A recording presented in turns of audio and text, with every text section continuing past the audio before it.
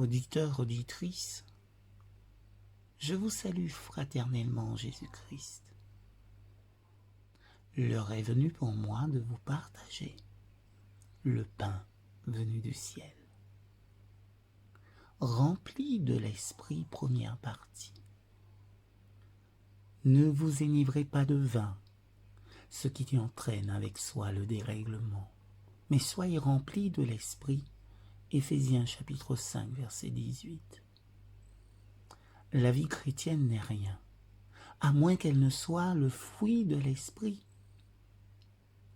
Le peuple de Dieu ressent et exprime fréquemment un grand manque. D'une certaine façon, la vie chrétienne n'est pas ce que nous attendions. Au lieu d'être une vie de plénitude, elle est souvent une vie maigre, chétive, maladive. Au lieu de nous procurer une satisfaction intérieure, elle est une vie de faim croissante. Au lieu d'une vie de paix, elle est souvent inquiétude, mécontentement même. Au lieu d'une vie d'amour et de compassion, elle est marquée par l'irritation, quand ce n'est pas la haine. Certains chrétiens vivent et meurent pauvres spirituellement. Le Christ est glorifié quand nous faisons l'expérience de sa présence et de sa plénitude. Dans leur travail, leurs affaires, sous la pression exercée par 1000 responsabilités, les pères ont besoin de la plénitude de l'esprit pour glorifier Dieu, ainsi que les mères, puisque tout le monde est amené à travailler dans ce bas monde, dans ce siècle présent. À la maison, à cause de ce que leurs enfants exigent d'elles, les mères ont besoin de cette plénitude pour donner gloire à Dieu. Dans tout le réseau de relations qu'ils tissent à l'école et dans leurs loisirs, les jeunes gens ont besoin de l'esprit pour glorifier Dieu eux aussi.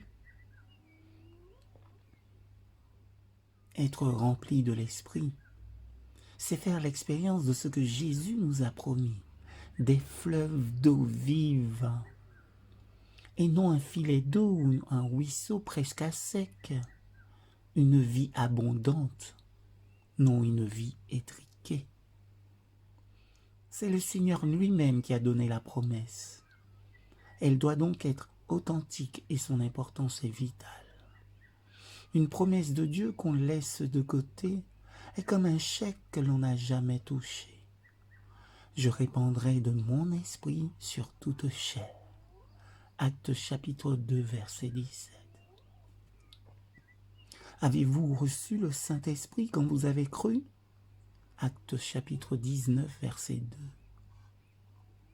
C'est là l'une des questions les plus importantes que nous pouvons nous poser. L'accent est mis sur le fait de recevoir, non sur celui de faire ceci ou cela. Recevoir, c'est accepter un don.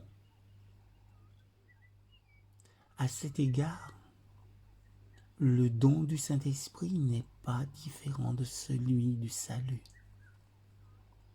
Comme le salut est un don qui résulte de l'œuvre rédemptrice accomplie par le Christ, ainsi en est-il du Saint-Esprit.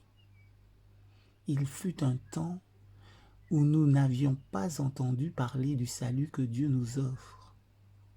Quand le Christ est venu à nous, nous avons accepté avec joie le salut et le pardon des péchés. Accepter le don du salut, être né de nouveau, c'est notre point de départ. L'acceptation du don du salut et l'acceptation du Saint-Esprit, c'est la même chose. Ô Dieu, puisses-tu nous aider à être en repos, afin que tu établisses ta paix dans nos cœurs et que nos demeures, nos tabernacles soient préparés afin de recevoir ce don de l'Esprit. Amen.